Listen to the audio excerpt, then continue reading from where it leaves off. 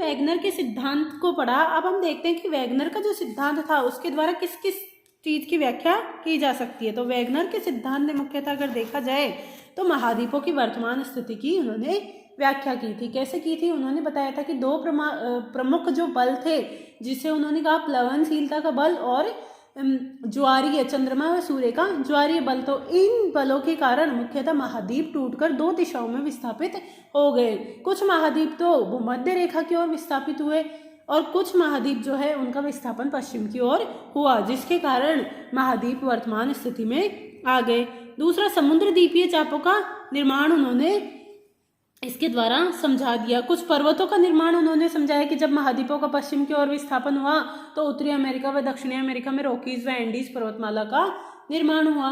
और उन्होंने बताया कि जब भारत, अफ्रीका, ऑस्ट्रेलिया और यूरोप इनका मुख्यतः भूमध्य रेखा की ओर विस्थापन हुआ तो उसके कारण अल्पाइन व हिमालय पर्वत श्रृंखलाओं का निर्माण हुआ। इन्होंने हिमानीकरण के विस्तार की भी व्याख्या कर दी कि क्या कारण है कि वर्तमान में हम देखते हैं कि भारत के जो मरुस्थलीय क्षेत्र हैं, ऑस्ट्रेलिया के जो मरुस्थलीय क्षेत्र है, दक्षिण अफ्रीका के जो मरुस्थलीय क्षेत्र हैं, उनमें भी हिमयुग के अवशेष पाए जाते हैं। तो उन्होंने बताया कि पहले ये महाद्वीप इस स्थिति में नहीं थे जो जहां पर वर्तमान में पाए जाते हैं और आपस में जुड़े हुए थे, इसलिए इन महाद्वीपों में मुख्यतः क्या पाए जाते हैं? हिमानीकरण का एक साथ अवशेष पाए जाते हैं। सिलूरियन युग में उन्होंने बताया कि भूमध्य रेखा सबसे उत्तर में स्थित थी और नॉर्वे के उत्तर से होकर गुजरती थी। अब वैगनर के सिद्धांत का मूल्यांकन हम देखते हैं।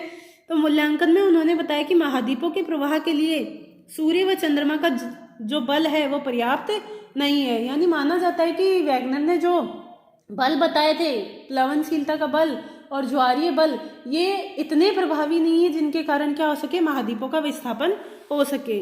गुरुत्व बल के कारण महाद्वीपों में प्रवाह होने की बजाय वे आपस में मिल जाने चाहिए थे। उन्होंने बताया कि अगर गुरुत्व बल के कारण महाद्वीप अपने स्थान से खिसकते तो क्या होता? वो सभी महाद्वीप आपस में मिल जाते। विरोधी बातें कही उन्होंने। पहले तो बताया कि सियाल सीमा पर तैर रहा है और उसके बाद उन्होंने कहा कि सियाल के प्रभाव में सीमा की रुकावट आ गई, जिसके कारण ही मुख्यतः रॉकीज, एंडीज या द्वीपीय चापों का निर्माण हुआ। जिग्सा फिट तथा भूवैज्ञानिक जीवाश्म समानता में कमी पाई जाती है। यानी अटलांटिक के दोनों तटों में हर जगह पर यह समानता दृष्टिगत नहीं होती। महाद्वीपों के प्रवाह की दिशा व तिथि पर सही तरीके से उन्होंने प्रकाश भी नहीं डाला और यह नहीं बताया कि कार्बोनिफेरस काल से पहले पेंजिया किस प्रकार स्थिर रहा।